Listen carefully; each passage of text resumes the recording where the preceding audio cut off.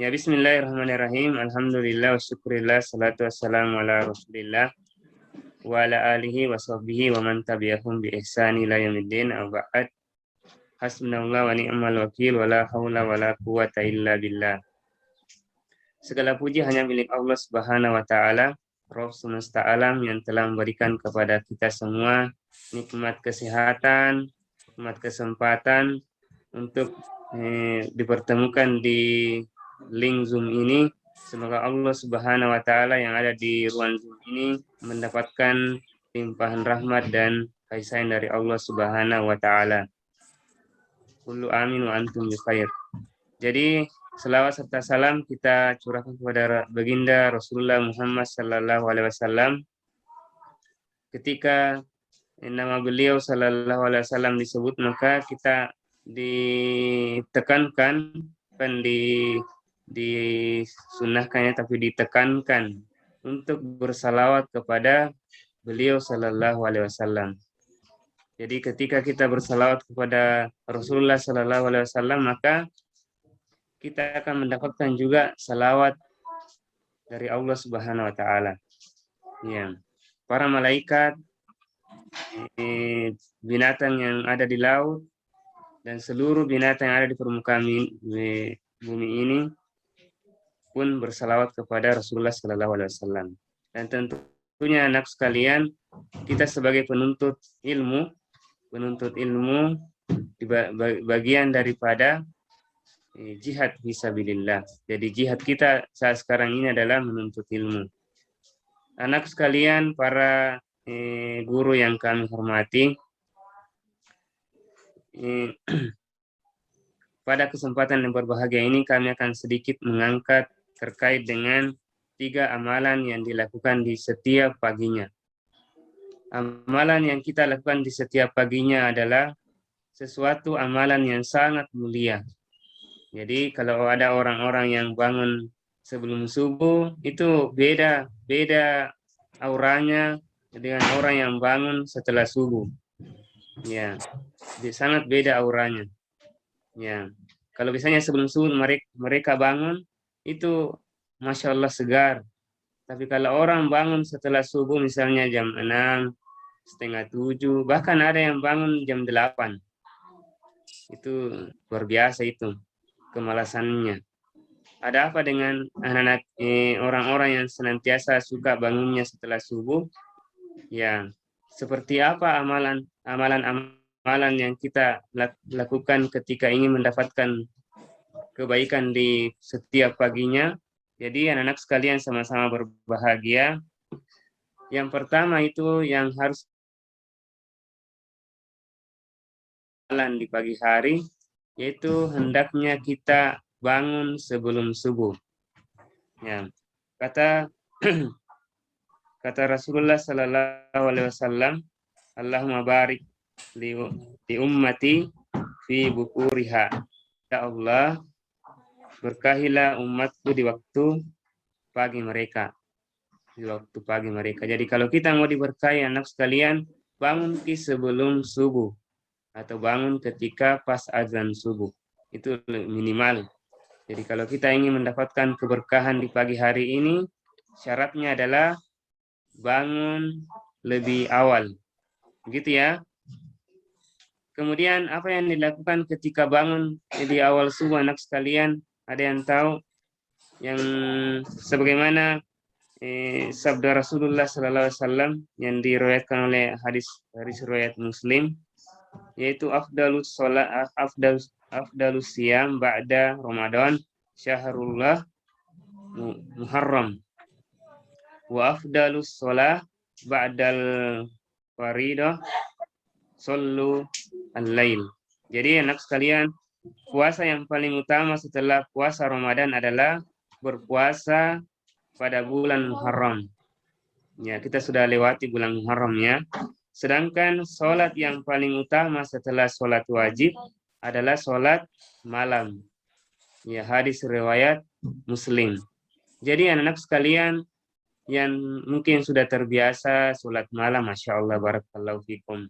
Dan ini yang tidak terbiasa, anak sekalian kami akan kasih tips ya. Misalnya kalau setiap malam itu memang harus ada sholat penutup yang disebut dengan sholat witir. Ya, sholat witir. Jadi kata Abu Hurairah radhiyallahu anhu mengatakan bahwa ada 3 wasiat dari kekasihku Rasulullah Sallallahu Alaihi Wasallam yang menjadi wasiatnya kepadaku. Yang pertama adalah berpuasa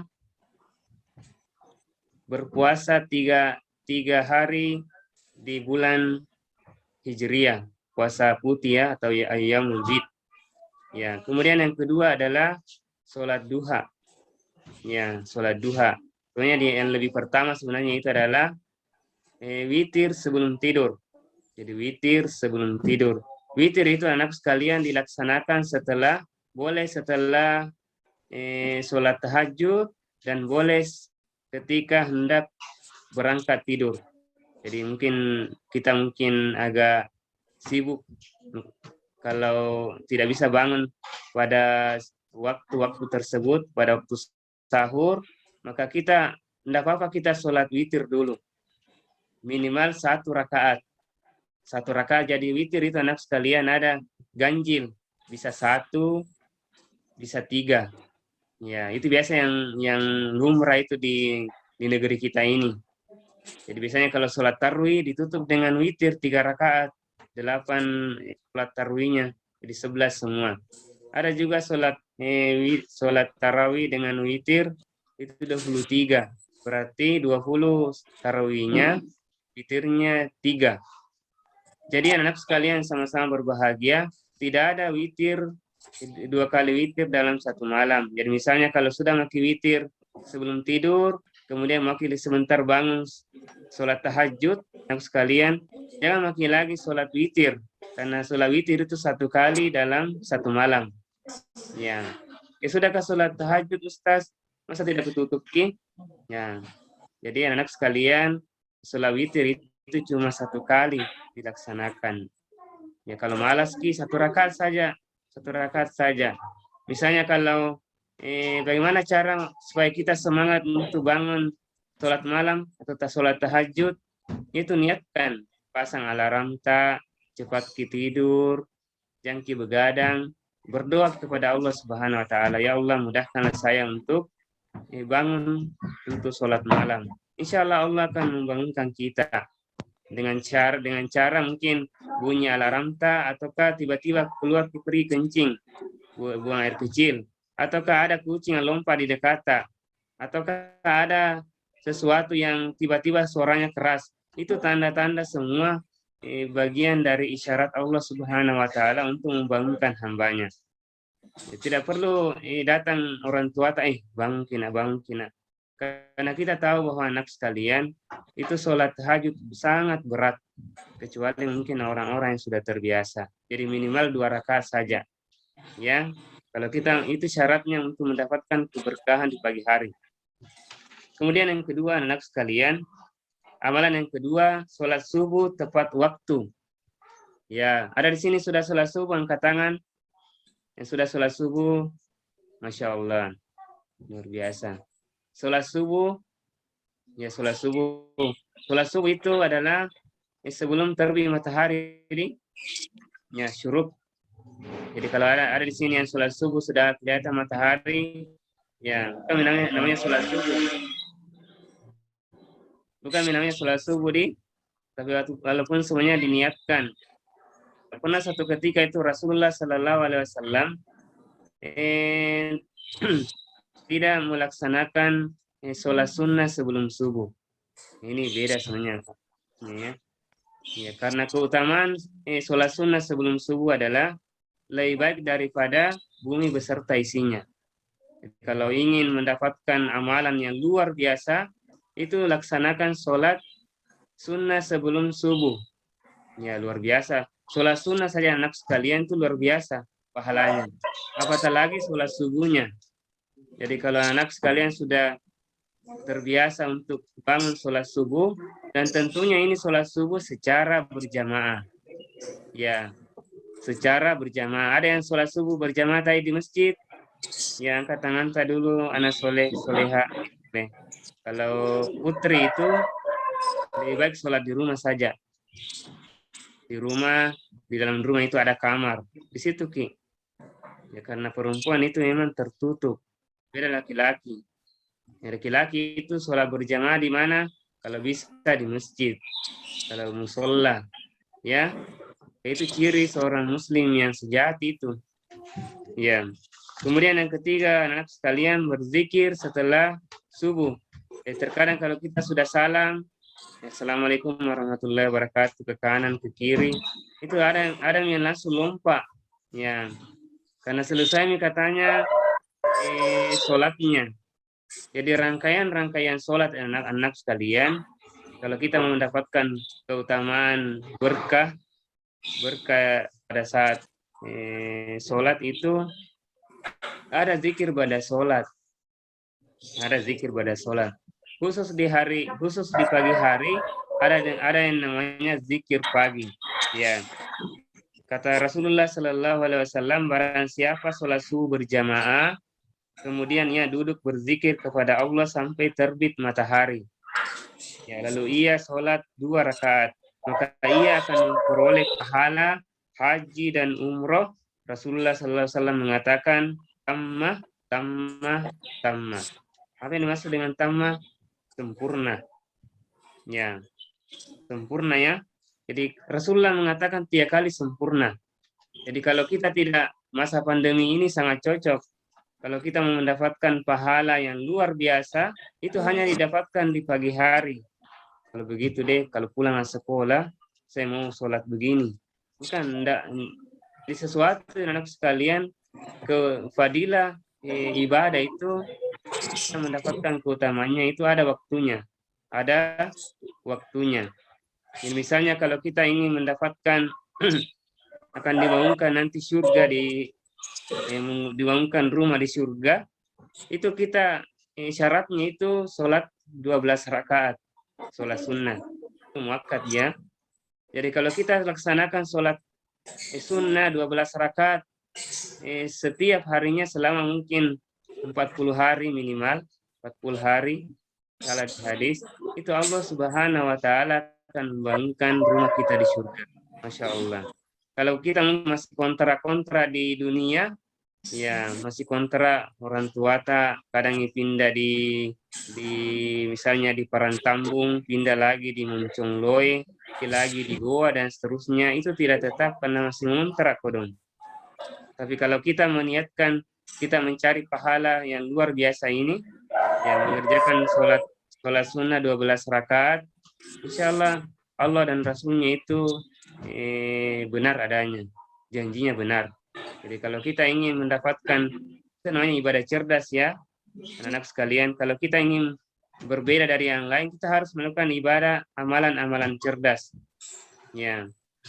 Jadi bagaimana setelah sholat subuh duduk berzikir sejenak, ini namanya sholat berzikir pagi ya. Asbahna wa asbahal mulku lillahi rabbil alamin, sampai selesai, sampai salawat Allahumma sholli wa sallim ala nabiyina Muhammad. Jadi ada doa anak sekalian yang harus anak sekalian amalkan tiap paginya. Mungkin anak sekalian sudah tahu itu. Ya, Allahumma inni as'aluka ilman nafi'an wa rizqan thayyiban wa amalan mutaqabbalan. Jadi ini doa sebenarnya anak sekalian hanya dikhususkan di pagi hari. Jadi ya Allah, aku memohon kepadamu ilmu yang bermanfaat, rezeki yang baik, thayyib, dan amal yang diterima. Dan ketiga permohonan kita ini ketika kita sampaikan kepada Allah Subhanahu wa Ta'ala, maka itu bagian dari kebaikan. Jangan seke berdoa. Jadi sebaik-baik seke adalah orang kikir, adalah yang tidak mau berdoa. Nah, sebenarnya Allah itu maha kaya, ya maha kaya. Jadi anak sekalian sama-sama berbahagia. Itu tadi ini ada tiga amalan yang dilakukan di setiap paginya. Yang pertama tadi apa? Yang mengerjakan sholat tahajud. Yang kedua adalah mengerjakan sholat subuh secara berjamaah. Yang ketiga adalah berzikir setelah sholat. Ya, berzikir setelah sholat. Kemudian mungkin yang menunggu sampai waktu syuruk, maka disunnahkan untuk mengerjakan 2 rakaat sholat sunnah. Disebut dengan sholat isyraq ya. Bagaimana ini Ustaz? Kalau begitu saya mau pergi sholat isyraq dulu. Ya, lewat nih sebenarnya. Kita kan masuk di sini paling lama 6.30. Ya, kalau sekarang itu jadwal sholat duhur saja anak sekalian itu 12:02. Jadi kalau misalnya kita mau sholat isyraq, anak sekalian itu sudah bisa 6:05 atau lewat 10. Yang jelas jangan 6.30 atau jam 7. Gitu ya. Apalagi keutamaan di pagi hari anak sekalian itu sholat duha. Ya, ini tambahan di sholat duha. Jadi sholat duha itu tidak ada setelah duhur ya. Tidak ada setelah sholat duhur, itu sholat duha. Jadi kalau ada misalnya mau dilancarkan rezekinya, mau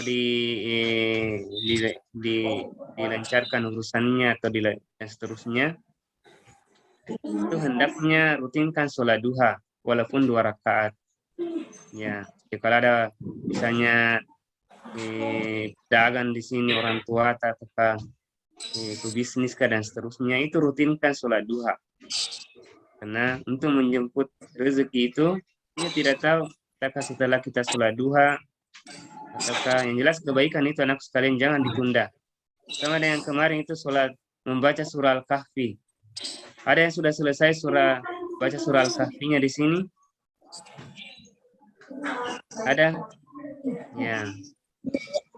Ada ya yang sudah potong kuku, ingin menjalankan sunnah. Ya, itu sebenarnya kalau kita mau mendapatkan keutamaan ibadah itu harus pada tempatnya.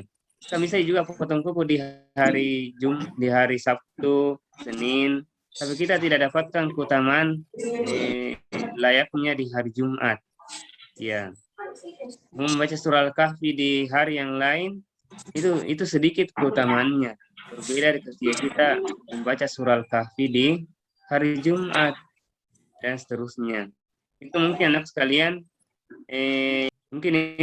anak sekalian, Bapak Guru yang Ustazah yang kami hormati, apa yang kami sampaikan, mohon maaf bila ada kesalahan, kami kembalikan ke Ustaz Suhardi SPD CMPD. Silakan Ustaz Hardi.